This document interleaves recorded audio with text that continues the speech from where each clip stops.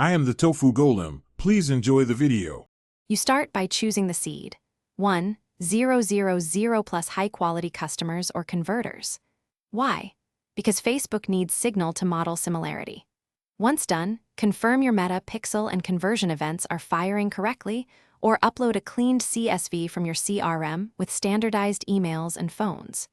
Make sure to set the locale and a lookback window. Shorter windows favor recent behavior, longer windows increase volume. Then create a custom audience from that source so the platform can build the lookalike. Next, configure the lookalike.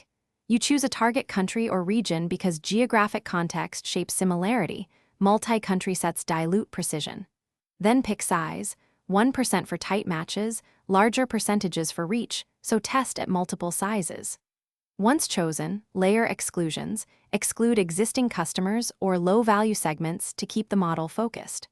Also apply minimal extra targeting to avoid cutting off the algorithm. Monitor audience creation status, and let the model warm up for 24 to 72 hours before serving ads.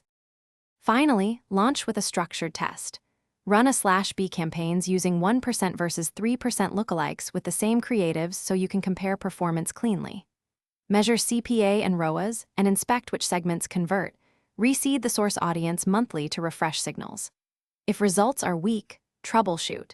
Check pixel firing and event deduplication, audit seed quality for fake or low-value entries, and try reducing lookalike size. Make sure to iterate. Small changes in seed or size often yield big gains.